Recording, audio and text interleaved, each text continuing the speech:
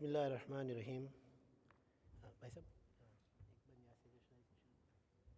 हम एक बार या सैयद शुहदाई से शुरू करें छे या सैयद शुहदाई खामस अहलिल किसाई अला अज़ीम बलाई नालक फी करबलाई तोल ज़मान बुकाई वालफ़ता या हुसैन सैयद शुहदाई या हुसैन या हुसैन या हुसैन या हुसैन या हुसैन या Hussain. May I ask the my co-panelist to join me on the stage?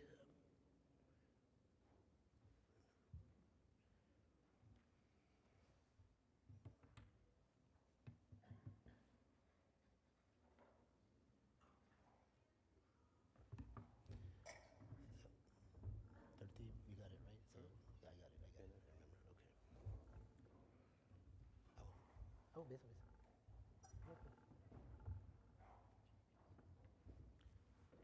So Dr. Mufaddal Musaboy and I have a philosophical difference in this.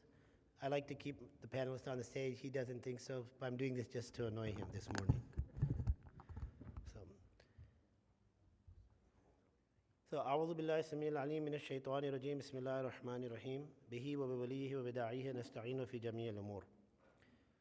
So, we're starting the talk this morning. The first talk is about Al-Muharramat and war footing. Maulana Mufaddal Saifuddin Aka je Farmaan kida tha Sayyidina Nur Muhammad Nuruddin Aka na Urs par. We're going to be discussing that. I'm going to go ahead and introduce my panelists.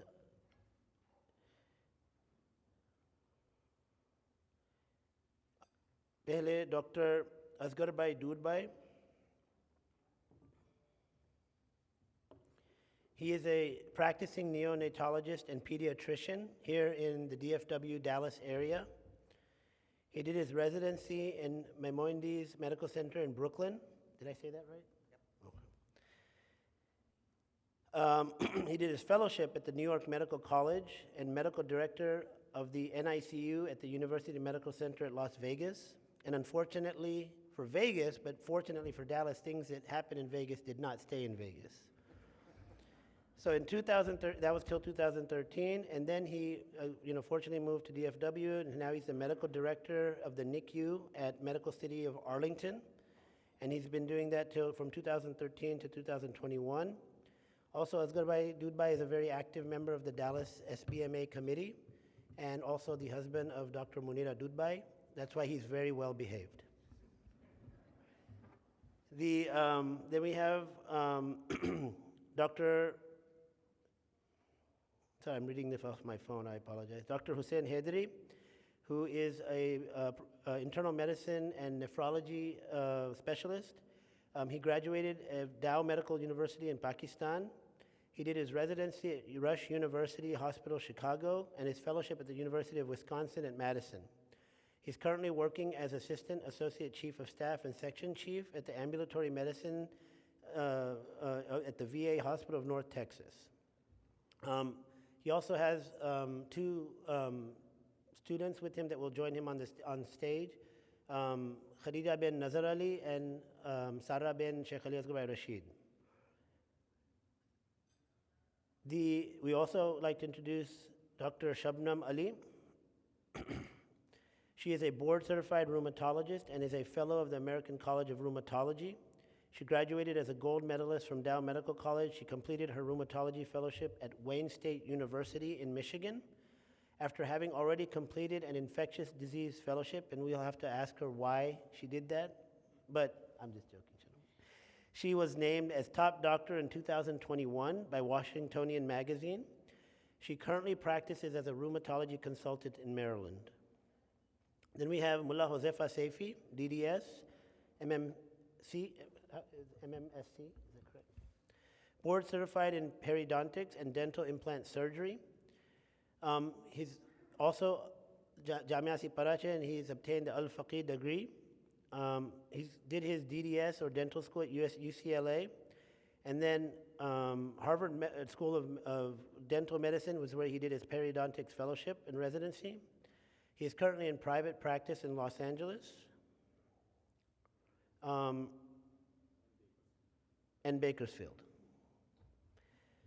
So that is our panel, and I would like to begin. So, Bismillah ar-Rahman ar-Rahim. Khuda Ta'ala Quran Majid ma farmawe chhe ke وَيَسْأَلُونَكَ عَنِ الْخَمْرِ وَالْمَيْسِرِ قُلْ فِيهِمَا إِثْمٌ كَبِيرٌ وَمَنَافِعُ لِلنَّاسِ وَإِثْمُهُمَا أَكْبَرُ مِن نَفْعِهِمَا. تو آیت چه خدا تعالی فرماوے છે કે સગલા ખમર યાની શરાબ અને છાક વાળી ચીજોનો સવાલ કરે છે. તો ખુદા તાલા રસૂલુલ્લાહને ખિતાબ કરે છે તો એમ કહી દો કે એનો ગુનાહ એના ફાયદા કરતાં જ્યાદા છે. તો કુરાન મજીદમાં ખુદા તાલાએ ઘણું સાફ ફરમાવી દીધું છે કે આ ચીઝ હરામ છે. So the question is, how many people in the crowd, if I said that any addictive substance is haram, is that correct? If you think so, please raise your hand. Okay. Now, if I said that addiction is haram, who thinks that's correct? Raise your hand. Come on, come on. So there's a lot of people that didn't raise their hand either way, so there's two choices. So if you believe that the substance is haram and that's why it's haram, then raise your hand. Okay. Now, again, I'm asking the question, if people believe addiction is haram, please raise your hand. Okay. So, I would say that if you believe that addiction is haram, but I'm in trouble because I love coffee and I believe I'm addicted to coffee. Amir Bhai Sahab? Well, I'm addicted to the Cowboys because I'm from Dallas. Whether win or lose, I will root for them. And the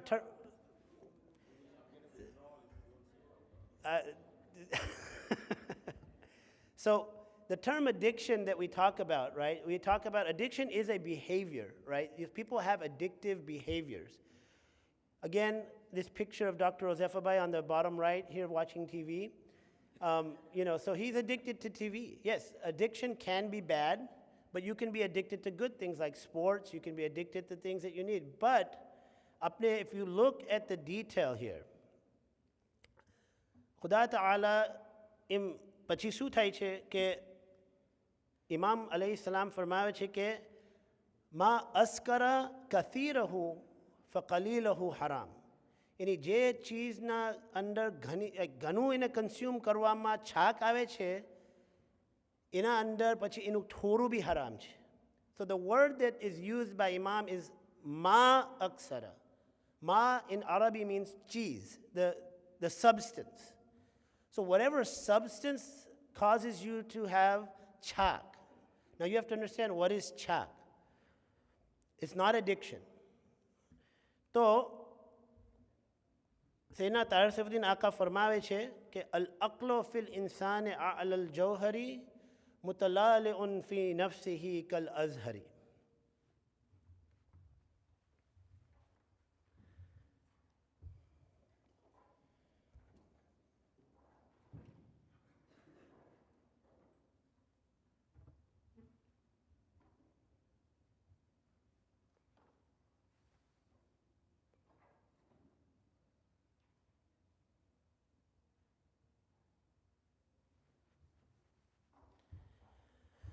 So the meaning of the bait in English is, Sanadaatma ke in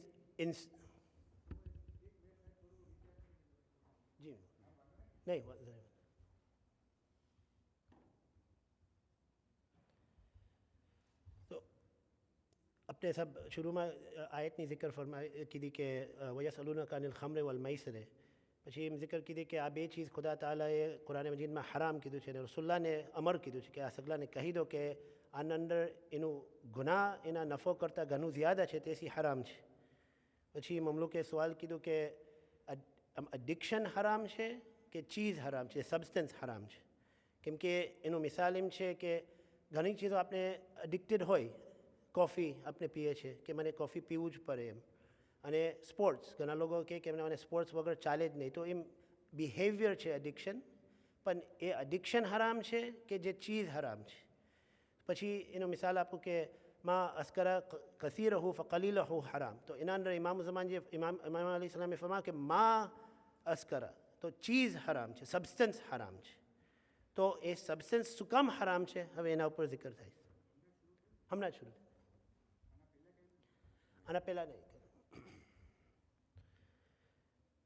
So the substance, the question here, going back to this debate, al-aqlu fil insani a'la al-jawhari, ke aqal su che insan na andar a'la ma a'la jawhar che, and it's the most valuable treasure that insan has.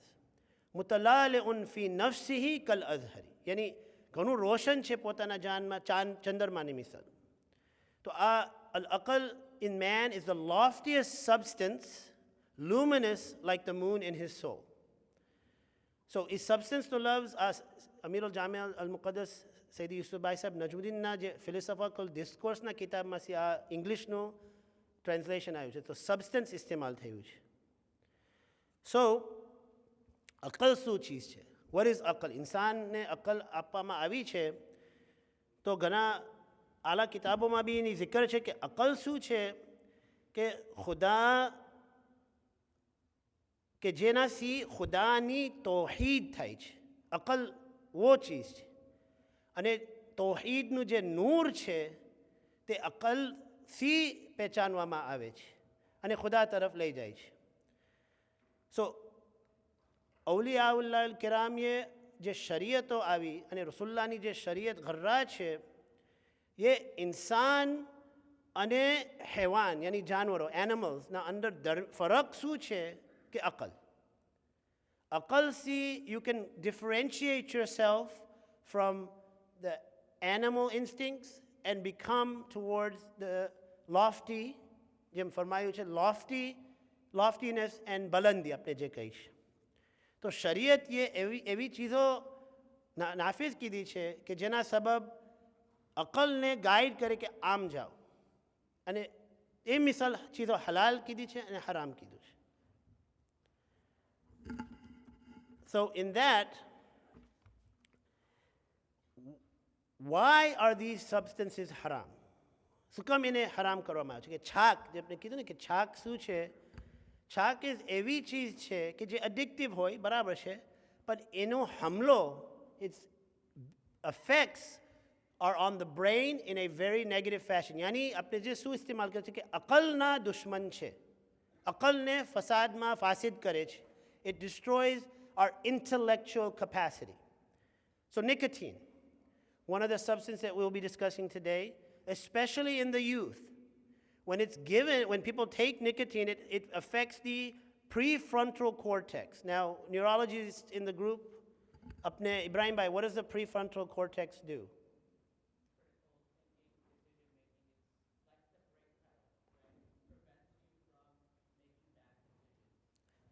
Exactly, that's a perfect analysis because I wouldn't be able to say that. So prevents you from making bad decisions. It's your differentiation કે આ સહી છે, આ ગલત છે, આમ કરવું જોઈએ, આમ ના કરવું જોઈએ. So nicotine has a direct effect on that aspect. So એને આપણે જે choices કરો, ઇખ્તિયાર કરો છે, સહી ચીજો, હકની ચીજો ઇખ્તિયાર કરો, એના અંદર ફરક લાવે છે. And the youth, it affects their brains more because that part, if I'm correct, still developing. So if it's continuously developing, then when you introduce nicotine in the youth at that point, you are affecting that lifelong. And apna tasawwurma not only lifelong, balke generations waste. Alcohol, I'm not going to go through most of these, but you see how many different areas of the brain alcohol affects. And there are studies out there that show even one alcoholic beverage can have these effects on the brain. And you compound that within the youth, you have a compounded effect there. Have, this is a very good book. If you haven't got it, please get it. It's great for understanding this. In this, they talk about what is the addiction. They talk about addiction, and addiction to these substances is like a spider web. Because when you get entrapped into a spider web, what happens is that the more you struggle to get out, nikalwani koshish karo, nahi kari sakta. You get more and more entrapped within the spider web. These substances are such. You will continuously go in them, and if they start at a young age, it's even worse. So, spider web se nikalva vaste, you need someone to get you out.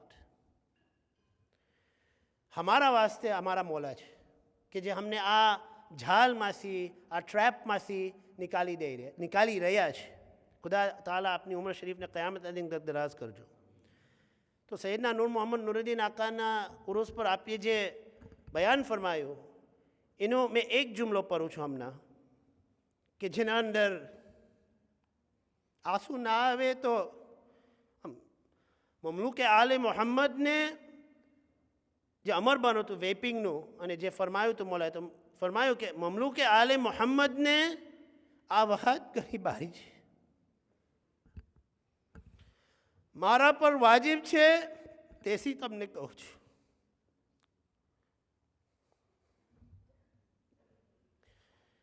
तो सईदी जाफर सादिक भाई साहब अदाम अल्लाह मजदी शहजादा आली वक़ार ये खराथे ने हम जिक्र फरमावी અને એમ ફરમાયું કે અપન વો છે કે જે મોલાથી કરીબ થઈએ છે અને મોલા અપને કરીબ રાખે તો પછી છાકની ચીજોથી દૂર રહેવું જ પડશે રહેવું જ પડશે રહેવું જ પડશે તો ખુદા તાલા अपने मौला से करीब राखे અને ये गरज से अपने छाकनी चीज़ों से दूर राखजो खुदा ताला सईदी साहब ने भी अफजल जज़ा आपजो तो आ खाली देखो तस्वीर एमा तमे देखशो आ डाबी बाजू में अहिया मौला ने कि मौलाना कितना खुश तबस्सुम सी नज़र फरमावी रहा है अने बीसरा फोटो में सैयदना आली कदर मौला ते रातनी उरुसनी रातनी आ फोटो है कि अपना चेहरा पर कितनी फिक्र है मम्मू के सैयदना ये थोड़ा फर्जंदों साथे बात की थी and casual we were just talking casually and I just asked the question I said how many of your friends apna muminin apna farzando do you think are involved in Muharramat like drinking and I was told nearly 50% 50% અને Maulana જે lafz इस्तेमाल कीधो war footing meaning तैयार થઈ જાઓ તમે જંગ કરવાનું છે જિહાદ કરવાની છે આ ચીજને તોડવાનું છે ને મારવાનું છે આપનાથી નિકાલી દેવાનું છે એના જળથી નિકાલીને દૂર કરવાનું છે ફેંકી દેવાનું છે and I'm telling everyone in this room as an organization we are failing that statistic is unacceptable I'm a surgeon I'm hardcore and I say we're failing and we need to do better एक जन ने मैं कहूँ छू देखिए ने भाई साहब आपने भी अदब से अर्ज करूँ छू आमिर भाई साहब सगला साहिबों ने कि अपने आ चीज़ों में फेल करी रहा है and we must take a strong stance and this conference is where inshallah we can start with that I would like to introduce our first speaker खुदा ताला अली वक़ार मौला सैयदना अली कदर मुफद्दल सैफुद्दीन आका ने आ हिदायत आपवा वास्ते आ झड़ सी निकालवा वास्ते हमने बचावा वास्ते चरावा वास्ते छोरावा वास्ते क़यामत ना दिन तक बाकी ने बाकी राखजो डॉक्टर असगर भाई डॉक्टर हुसैन भाई will present statistics on this inshallah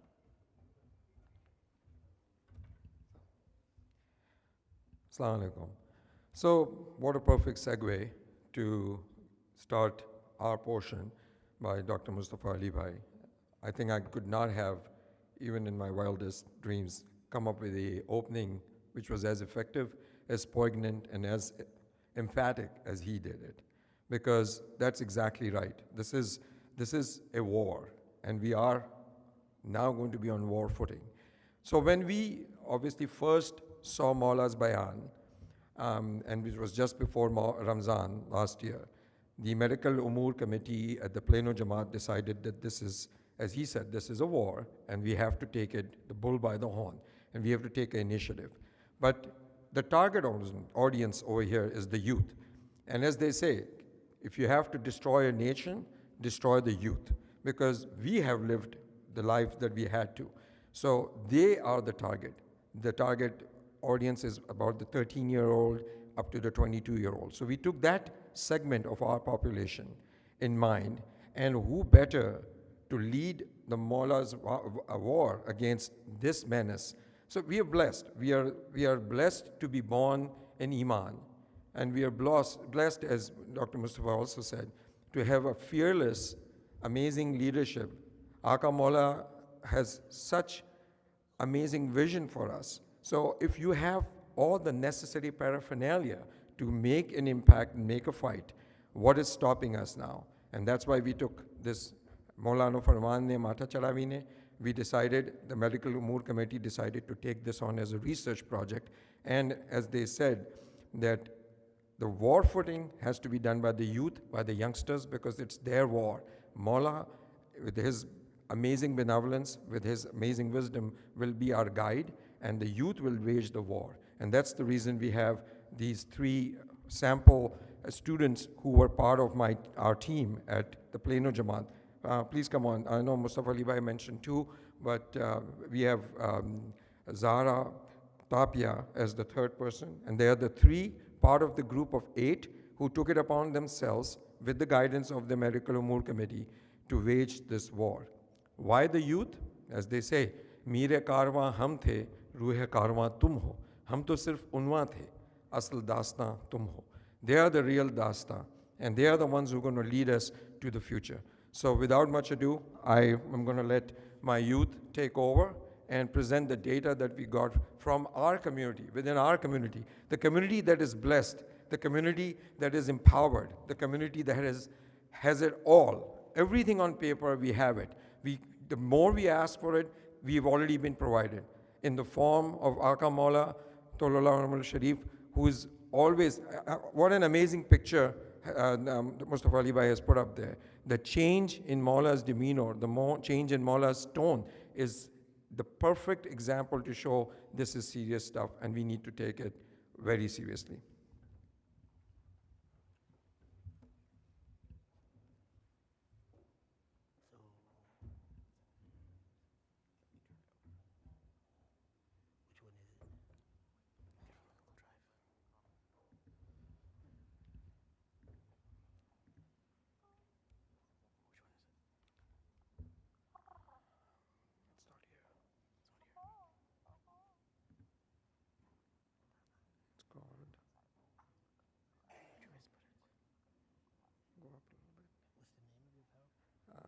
It's called Improve.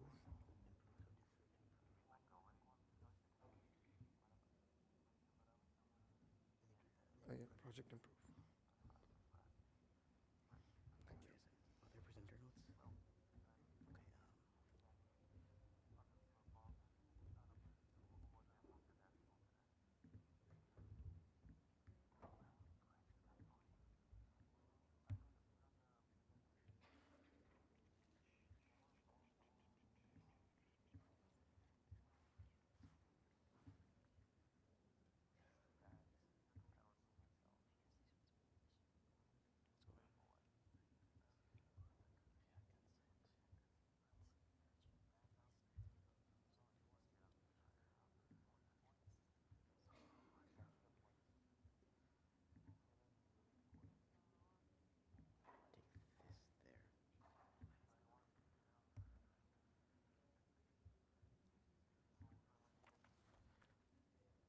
Guys, do you see the presentation full screen?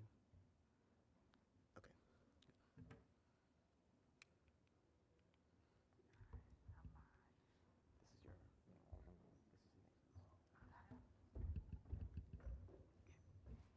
Salam. My name is Khadija Nazarali, and I'm a senior at the Green Hill School. I'm interested in studying psychology. We are extremely honored today to present to this extremely elite audience. Taking initiative from Muallah's Farmaan, addressing a very widespread epidemic involving vaping and other Muharramat. Moharramat and the Plano Jamaat organized a survey, which was titled, suggested by Dr. Hadri, Improve.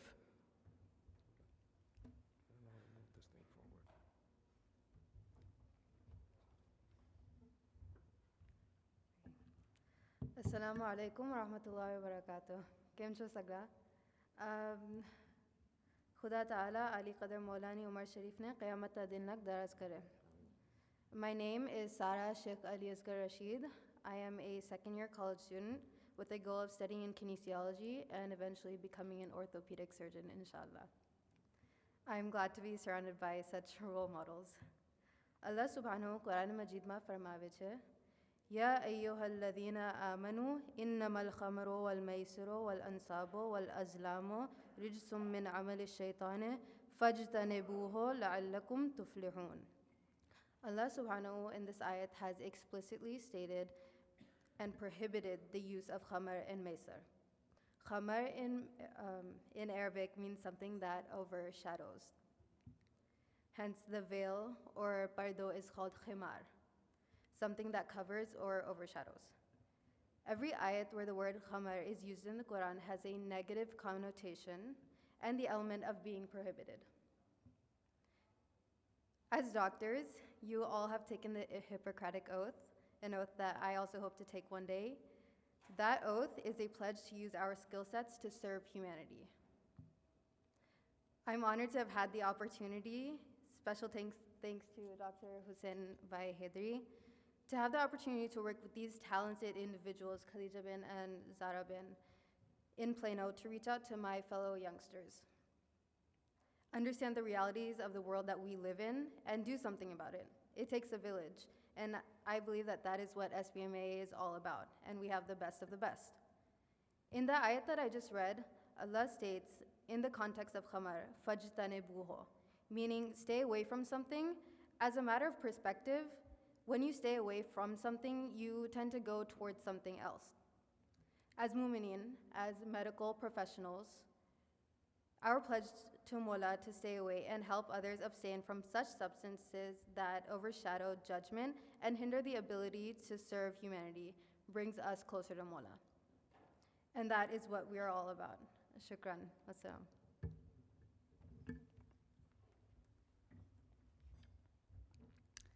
The project addresses Mawla's concerns, and the idea is to, in line with Mawla's words, be on the war footing against a formidable problem.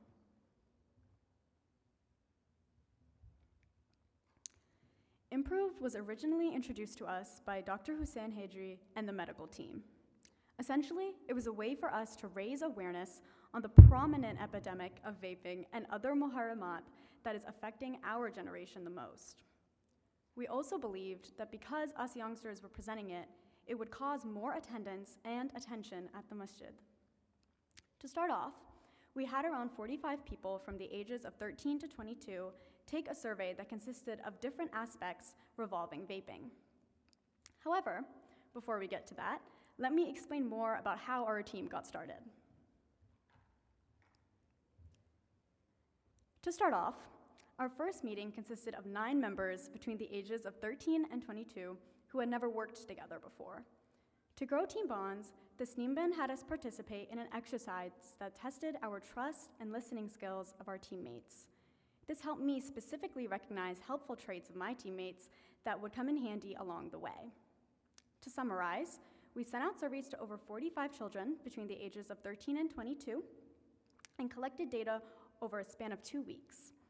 These were divided amongst the 7 or 8 core team members working under the guidance and supervision of Dr. Dudhbhai Hedri and Tasneem, the medical team committee, as well as Umur Hisehat. While data was being collected, we had communication between our team members and Umur Hisehat to monitor progress. Assalamu alaikum wa rahmatullahi wa barakatuh. My name is Zara Tapia, and I'm a sophomore at Paris High School. I'm interested in becoming a doctor. So now let me take this opportunity to share with you the details about this data collection. The Umur Sehat team had created a 15-question survey, which was designed and prepared by the team with everybody's input, and then was first approved by Janab Amusab. It was then sent to us to review and clarify some of our own questions about the survey. This was sent to youngsters from ages 13 to 22, as Khadija had mentioned before. The youngsters who were approached were divided based on age between our core members doing a survey. We encouraged each person to answer honestly, as their answers would be recorded anonymously. I'll just be going over a few of those questions. So if we look at question 1, it queries, what is stopping you from being the best version of yourself? This gives us the most insight to what the kids are thinking. Here, I would like to emphasize that stress was the most common answer. I'd also like to point out that stress was the most common answer in questions 2, where it says, which of these subjects do you feel comfortable to talk to your parents about? And 4, what topics would you like workshops on? This highlights the importance of underlying stress as being the root cause of this epidemic in many ways, and shows that stress is a big issue for kids around these ages. They may start vaping as a way to relieve this stress. Second highest is peer pressure, which may not come to a surprise for most. So now in question 9, it states, has anyone approached you to try vaping products, recreational products, alcoholic beverages, and etc.? I think it's daunting that almost 1/4 of the people asked have been approached. We can assume that many of these students that were asked go to well-known schools in the Collin County area and belong to a higher socioeconomic status. We also asked, alongside the previous question, in question 9B, where have you been approached? School and college has the highest answers, but we did get some that said they've been approached in places like grocery stores. So this just goes to show you that vaping is predominant in schools, but not restricted to there. You can be asked in public places, like I said before, in grocery stores and even shopping malls.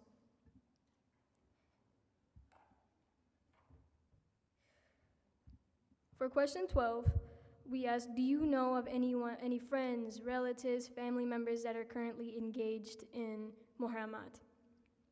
As exciting as it is for 80% to say no, they don't know anyone, there was a few people that said, yes, we know someone, or they're not comfortable talking about this subject. Our goal is to really create a safe space for these youngsters to open up and talk about vaping and all these Muharramats. Finally, in question 14, we asked, if you see a sign for free vaping samples, samples of alcoholic beverages, or free money to gamble with, would you try them? While most said they would not, some people did say that they would be tempted to, which is both an area of concern and an opportunity to offer guidance and help.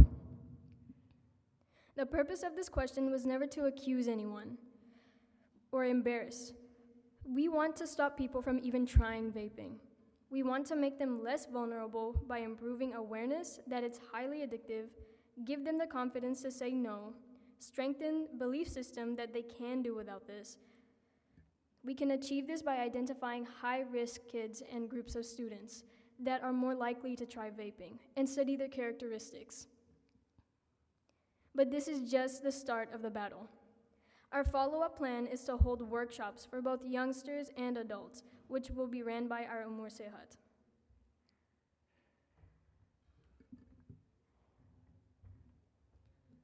While the survey was scripted, we also wanted a free flowing thoughts from our youth to gauge the thought process and give us an opportunity for future interventions.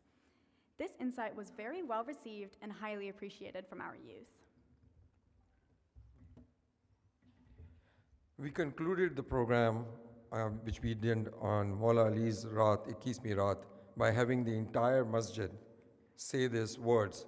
And I would request this entire audience, as Mustafa Alibhai had said, he pointed out to each one of us. So I would like all of you to join us in taking on Aka Maula's Farmaan as a war footing, as a message that we want to lead. And our ambition is to see this community, the Dawoodi Bohra community, being a model for the rest of the world, for Ibadullah, to show if our community with our leadership, with Aka Maula's benevolence and his guidance and wisdom can do it, you can learn from us. So let us all say labbaik to Maula's Farmaan and say, labbaik ya Da'i Allah. Shukran everybody for your time and attention. Shukran sahab.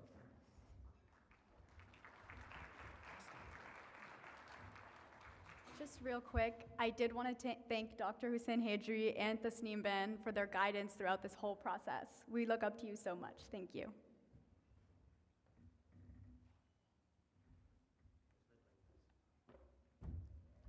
Yusuf, I blanked this presentation.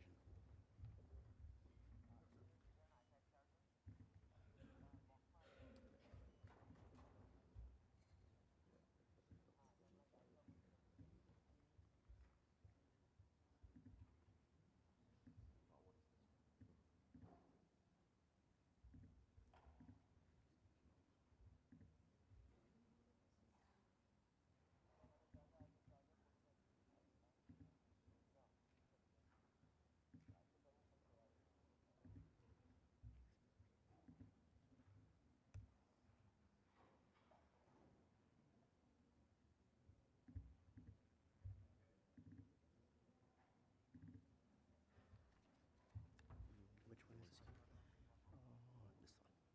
that one. See that one? If that's the one. Let me see. No, no, no, no. That's not the one.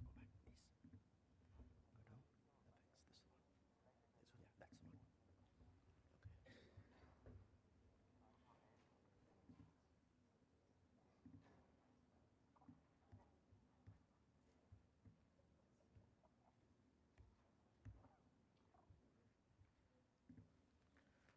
Do you see this? Do you see it in full screen? All right. Where's the clicker? You're good to go. Check it for me. Okay, good. That's the card one next to you. Yeah.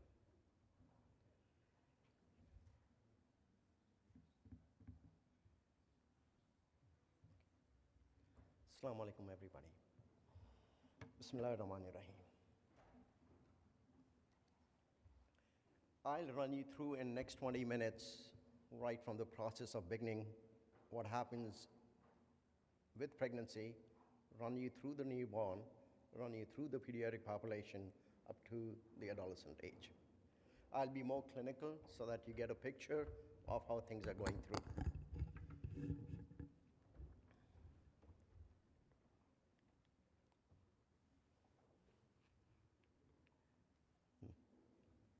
Hope it works.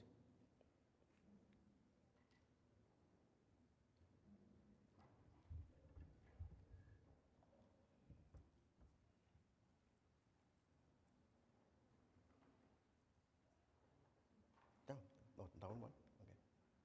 Let me see. Okay. This is a significant problem in the Western countries. The number is 11 to 19 per 1,000 pregnancies. So most hospitals which have 2,000 to 3,000 deliveries will have 30 babies with this syndrome of neonatal abstinence syndrome, which is a significant number. It has long-term adverse neurodevelopmental outcome, means these babies do not do very well when they grow up as adults and as adolescent children. There is increased incidence of stillbirth, means these babies, when they basically die in utero, and that is almost odd ratio of 1.9, means they're twice more likely to die in utero because of the drug exposure. When they go home, there's three times high incidence of sudden infant death syndrome in these families, and just because of the social issues that there are there, and I'll go over all those things over a period of time. There is increased incidence of pregnancy complications. If you see the drugs, there are two kinds of drugs that are being abused. And there are two forms that we get to these drugs. One is the medically prescribed Another one is the abusive one. Unfortunately, the pain medication, the Loratab, Xanax, and all that combination has led to 20% of the population where the mom ends up with back pain and basically is on Loratab and then is changed to methadone, which itself has created a big problem for these moms to be addicted, and you see one of the worst withdrawals from methadone. The second group is the 80% of the group where they use street drugs, and there are two forms of these drugs. One are the psychostimulants, and the second group is the psychodepressants. The psychodepressants are more commonly used. That's going to be the heroin, the morphine, those THC is the latest one, and there is going to be an epidemic of THC use over a period of time just because it's being legalized in more and more states. At this point of time, it is only 30 milligram that is being legalized, and at that dose, it is presumed that it basically stimulates the cannabinoids 1 and 2 receptors, which are not addictive, but they basically are, medically, they have been proven to be very effective. So there is medical use for that kind of drug at this point of time, but that is up to dose of 30. And after 30 milligram, it is thought that it will stimulate the mu receptors of the opioid. And if that happens, that is where the addiction part comes in. So we really don't know. This is all recent. This is all going on. We do see a lot of moms. It's very commonly used. It is going to be an epidemic in the next 5 years. THC is going to be a problem. At this point of time, we are not seeing much withdrawal from THC. But I don't know what is going to go with time, but these babies come in. But there are a lot of social issues coming up with this whole scenario, which I'll go over a period of time. As I said, these are the two groups of drugs. I talked about fentanyl, methadone. Methadone is a very long-acting and is a good way to basically decrease the dose and put these moms under control, especially if they are addicted, and it works pretty well. But the withdrawal is, these babies stay in NICU for almost 6 to 8 weeks, sometime at 3 months. Problem further with this, there's always breakthrough in these moms, so they may be taking on methadone, but then they'll end up using heroin or cocaine on top of it. There's usually these people will have multi-drug use, that makes it worse. And then these babies withdraw more. How do these babies present? So they will basically present with irritability. They will not sleep. So if a regular baby is there, if you feed them, all they'll do is they'll sleep for 3 to 4 hours. These babies will sleep for an hour. They will be constantly crying. It breaks your heart to see these babies. They keep crying, they keep eating, they keep vomiting, they keep having diarrhea. The parents are taken away from them by CPS, that's Child Protective Services. These parents themselves, if you see them, they are all in shambles because most likely they're going to be single parents. If they are family together, then they will basically have the parents who are homeless, on street, or in shelters, or basically somebody else will take care of that child. Once these kids go home, they'll be going to foster home. In foster home, on an average of that 15-year lifespan, they may have gone to 4 foster homes. So think of it all this scenario, and then there is some genetic predisposition for these babies to have drug use. Now at age of, on top of it, these parents have increased incidence of hepatitis B, hepatitis C, HIV, and congenital syphilis, which all these things will have to be taken care of. Hopefully most of these diseases, hep C, we still are not, but other things we have learned how to take care of it, and we're doing a pretty good job. Recently, they have started using a new drug called Suboxone, which is a combination of buprenorphine and naloxone. That's an agonist-antagonist. So most of those moms who are on methadone or on these drugs, they will switch these moms over to them. They will try and decrease the dose and bring the dose as low as 5 to 10 milligram over a period of time, because you can't take these mothers off, otherwise the baby will basically go through preterm labor or they will have abruption. These are the common things that will happen if you take these drugs off from them. So once these drugs levels are, even with Suboxone, these babies will withdraw. The length of stay may be 14 to 21 days instead of your 6 to 8 weeks, but still, these are the drugs that, at least there's an option. And the worst thing is, over the last 5 years, in newborns, there has no research which has come out on drug withdrawal. And you know what's the reason behind it? These are very cheap drugs. Nobody makes money out of them. And the NIH funding has been slashed. So NIH was the main funder for these social studies, and we don't have any funds. So nobody wants to do this. Medicaid is not going to pay for the follow-up studies. So this is what we are struggling with, how we are just creating a monster over a period of time. So in last 20 years, if you see, the NIH funding has gone from $40 billion to $6 to $8 billion. Everything has been.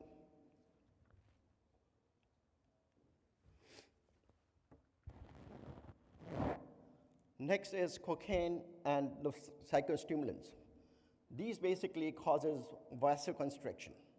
So they basically will lead to placental dysfunction, which will lead to IUGR. These will lead to renal infarct, brain infarcts, and GI infarcts. So these babies basically will have IUGR on top of it, everything which is small.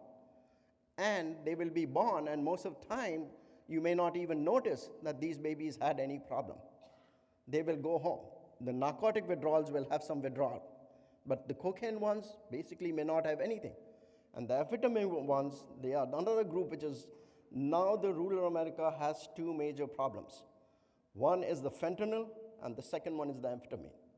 And amphetamine basically will not present with any symptoms. They'll just be irritable, and most of the time they'll go home, or the CPS will take away the baby. If somebody did a urine tox that is coming out to be positive, that's it. That's the end of the world for that family.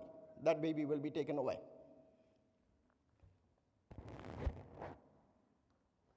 When these babies go home, whenever they go home, most of the time they will go home to the parents, where they'll be supervised by the CPS, and will be basically a grandma or an aunt or somebody will be taking care of these babies. Think of it, they're going to a family where most likely there's going to be a single mom, or there's going to be a stepfather, or there's going to be basically a foster home. These babies have if you see them at 2 years, 3 years, very little eye contact. They are very timid. They themselves they have microcephaly. Their growths are poor. Everything is, and they basically are moving from one position to the other position. And then on top of it, there is 3 to 4 times increased incidence of child abuse, both physical and sexual child abuse. So these babies are constantly being exposed to these things which are constantly basically just impacting them. And by all these homes, most of the homes will have smoking and will be doing cocaine or will be doing your pot. And that just these babies are getting exposed.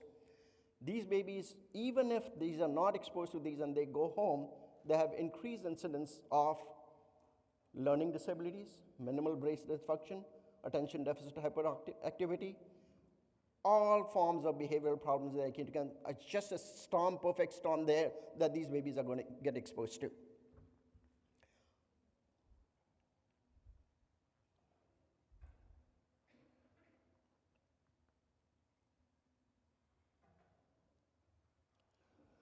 Okay, let me now just go over, I'm going back, sorry. Pediatrics. What is happening to our adolescent population? That's the next one, that the data you're getting it, somebody saying 50%, somebody saying 20%. I think the realistic number in our community, which came from Al-Wazarat, was 20%. And I feel that number basically is predominantly the tobacco is the biggest problem that we're having in our community, I think. Smoking is there, alcoholism is there, but I think that majority problem is tobacco. In the United States, as the kid said, 20% or at least 1/3 of the kids were asked, what are you going to do? And that's in the high school. That's where the problem is. And the problem currently is cocaine is number 1, heroin is number 2, and number 3 is the tainted fentanyl. And the 4th one, which is really, really picking up, is vaping.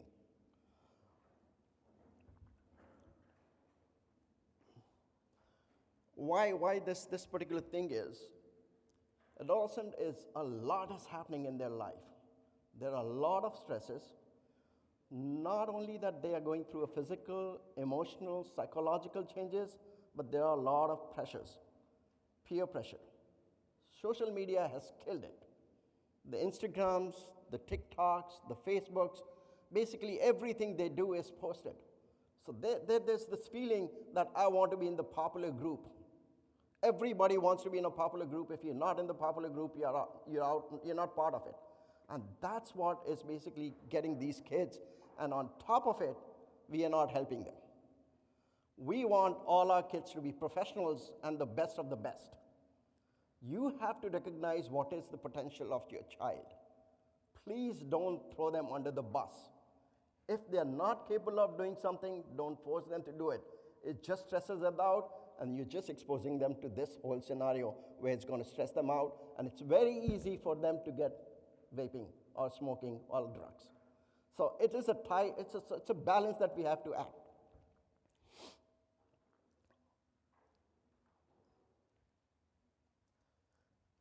Now, the common symptom of vaping basically is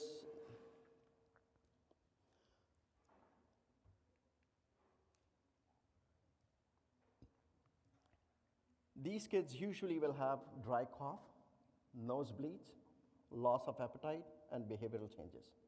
So if you see these things, these are the common signs. You cannot smell it. So basically that's what it is. Now, Juul was the one which was very popular and then it just fell out of the place for adolescents just because we had 16 deaths from pneumonia from the different scents or the odors they were adding or the different flavors they were adding to this. And that led to, and this thing started that it hasn't even gone away. It hasn't touched. The adolescents are still using it and they'll keep using it because the companies are doing a fantastic job of getting it there. And it's very cheap for them to get it. So that part is the one. The second thing which is worrying is the tinted fentanyl. 1 milligram of fentanyl can kill you. That's all you need is 1 milligram. And there are drugs which are loaded from Mexico and China which have 1 to 5 milligram of fentanyl. All you need is 1 tablet of fentanyl. We had one episode here in Carrollton where 6 kids died just because the teacher thought they had given them Tylenol. It was tainted Tylenol, and that contained fentanyl. The same thing if you have heard of Bayer. They had to withdraw Tylenol from all the shelves and everything a few years ago. The reason behind was some guy went to 6 different pharmacies, put these drugs in there. They were all tainted. So there was no problem with Tylenol, but these were the tainted drugs with fentanyl, which basically led to all the complications.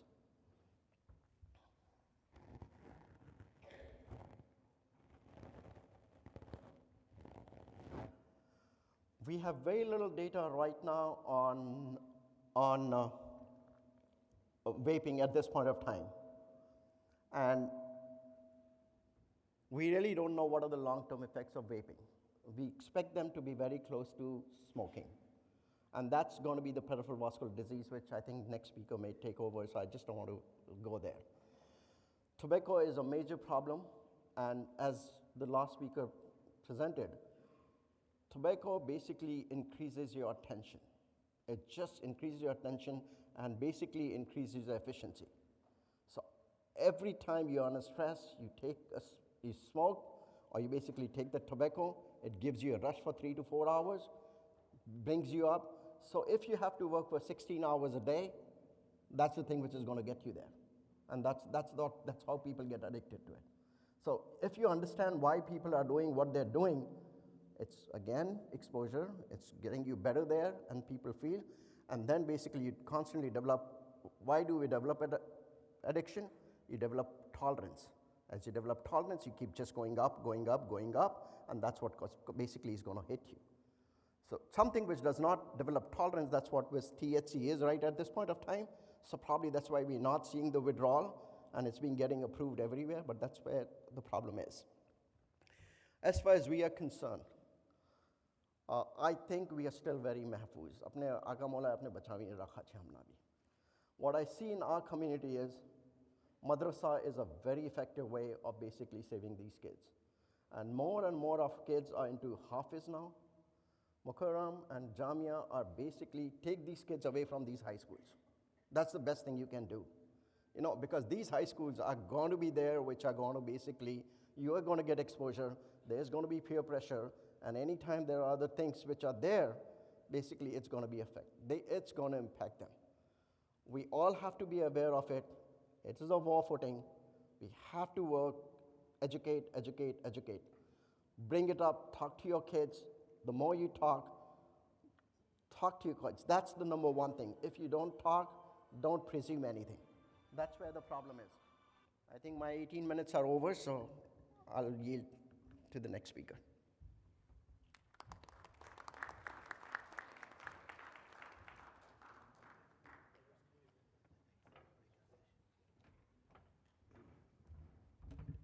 Shukran, Asghar. Jazakallah. So the concept there was we started in the pediatric realm, and inshallah, in the breakout session now, we're going to have Dr. Shabnam Ali speak in the adult side of the effects of Muharramat, and then Dr. Alibhai will speak on the oral effects of Muharramat. A few announcements. Sorry.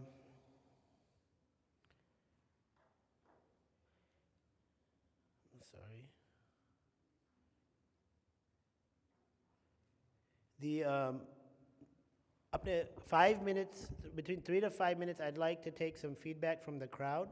If anyone has any questions, and we're going to hard stop in 3 to 5 minutes, so 10:35, it's a hard stop. We'll take a few questions, comments based on this topic. Do we have our football mic?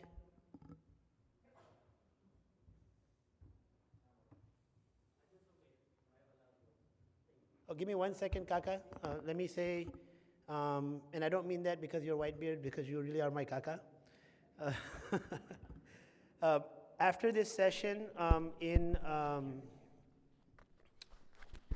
Pheasant Ridge, there will be a community-based holistic health and empathic communication for health professionals that will start at 10:35 in the Pheasant Ridge Auditorium. Kaka, please. I don't have a question, but I really want to compliment the approach that the Plano Jamaat used to use the children and adolescent kids and high school kids to obtain the statistics. It was an excellent move. I wish we would have shared that with the rest of the US Jamaat so that we had much less response from our children because we approached them, adults.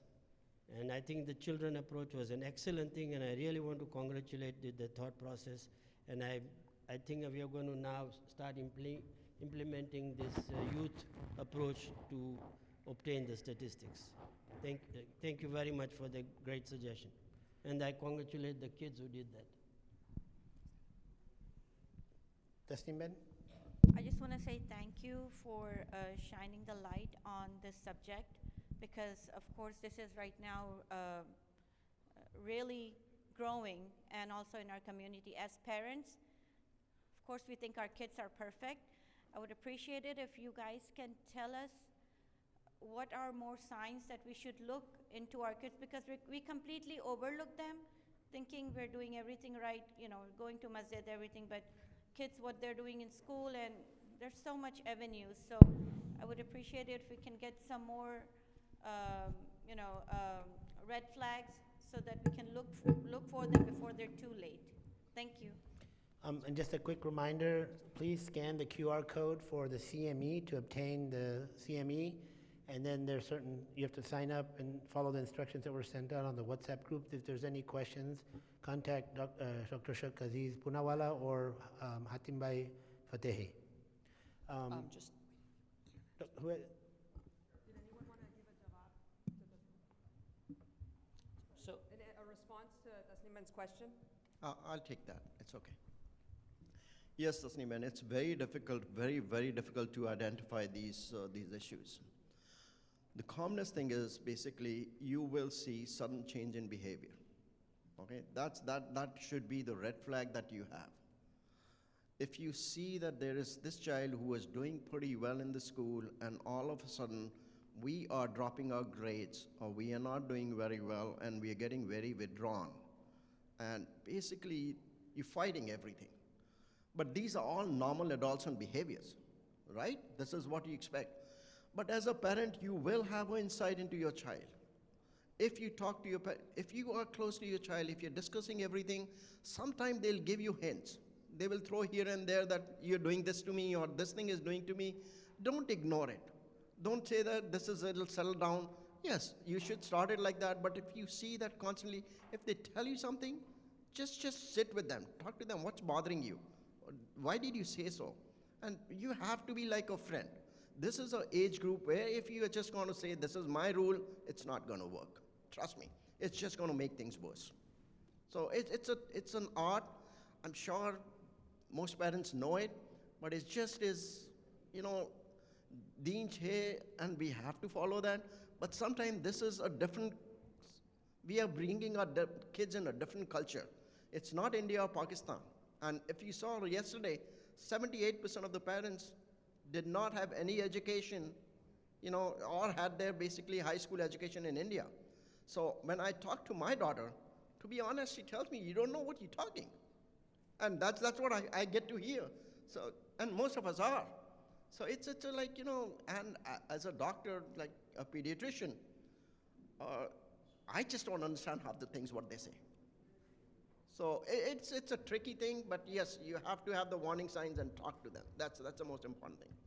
So I'm going to add on to that really quick, that Tasiman, inshallah, that's what this is, that feedback like that is what we're going to put into this project. And inshallah, SBMA will take that initiative and find guidelines to help you with that as well, inshallah. Just a quick question, Asghar from emergency medicine resident from New Jersey. In the ER, we see a lot of addiction. We see a lot of these complications that occur because of addiction, similar to what you're saying.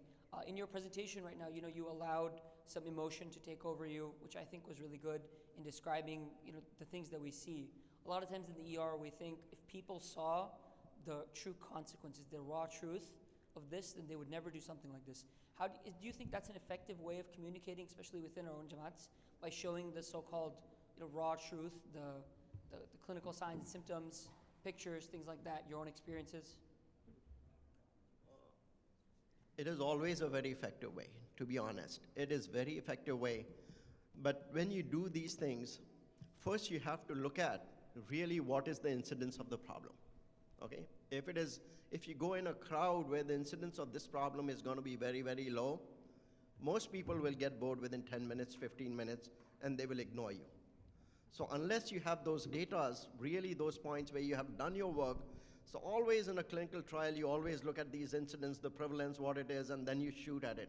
So if you don't have that data and if you do it, the reception is going to be very poor.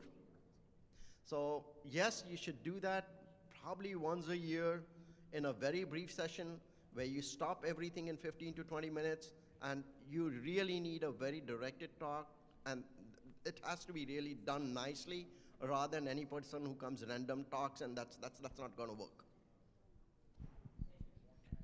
So, a quick question. I think, thank you all for your expertise. One of the things that kind of gets ignored a little bit is the abuse of prescribed medicines, and accessibility is a huge contributor to abuse, as we all know, and prescribed medicines are in our homes, narcotics, benzodiazepines, and then obviously in the third world country, India, Pakistan, these are over-the-counter medicines. You don't need a prescription, and they may well have started by a doctor for whatever acute stress, and then they get abused. So accessibility for both adults as well as kids. And how do we, I think we need to shed more light and then probably troubleshoot as to how we go around this. I have personally been asked by people to bring them benzodiazepines from back home. They're like, oh, you're going to Karachi, can you get me this medicine? And I think we need to also, apart from the illicits that we speak about, we need to think about this and come up with strategies to counteract. Mohammed Bhai. great point. You're recruited. So in that, because of time, we are going to make a hard stop here. The Plano Jamaat, with their initiative, would it be possible to share the questions of the survey to the rest of the Jamaats so that we can, also implement that? So I must use this opportunity to say a huge thank you to, Mustafa Alibhai and the entire organization, because I'll be very honest, I was a little late. मैं अशरा से वापस आया and I realized I'd missed the deadline for the talk, but he was single-handedly kind enough to say that this is such an important topic, we will make room for it. So I really appreciate that, because this was the idea that, what we did, Maulana, Farmaan, we did on a very small scale. But this is something that, as we said, it's a war footing. So we would love our partners here in Dallas, and then inshallah beyond, to continue to give us ideas and work. These 15 questions were just something we came up with. We can, not only do we share these questions, but my goal would be that all of you modify it according to your area if you find there is a modification needed. And we would love to partner with the Dallas Jamaat, which is so organized, and that we work together and continue to propel Maula's mission, and inshallah keep our children, and then through our children's tawassut, the Ibadullah safe. So excellent points. The last thing I'd like to close on is, inshallah, SBMA will be coming out with an anonymous number where youth and adults and parents alike can reach out, and that way there is a two-way communication, so we can keep that line open. That'll be part of the project that's going to start, and inshallah this will be a nationwide project, as mentioned. We're very excited about that, because there is a significant taboo in our community still, and to anonymize this, I think, is going to help reach some of those people where you show that we are totally underestimating. Between your data and your data, we are totally underestimating the scope of the problem. Before we break, I just want to do a quick shout out. We literally had high school students, college students present to a room full of physicians. How intimidating must that have been? I think we need to really recognize that this is what this organization can bring. Give them that experience, give them that platform to do that, and I just really want to appreciate how overwhelming that was and how wonderful that was with our mission. Right now we're going to be breaking here and give people a chance to go to the workshops. There's an ultrasound clinic, there's a suture clinic going on, and then in the Pheasant Ridge Auditorium we're going to have holistic medicine, communication, health literacy. And here we're going to continue with this very important topic of Muharramat. So please choose where you'd like to go, and then we'll take a couple minutes for everybody to arrange themselves. Yeah, about a 1.5 minute break.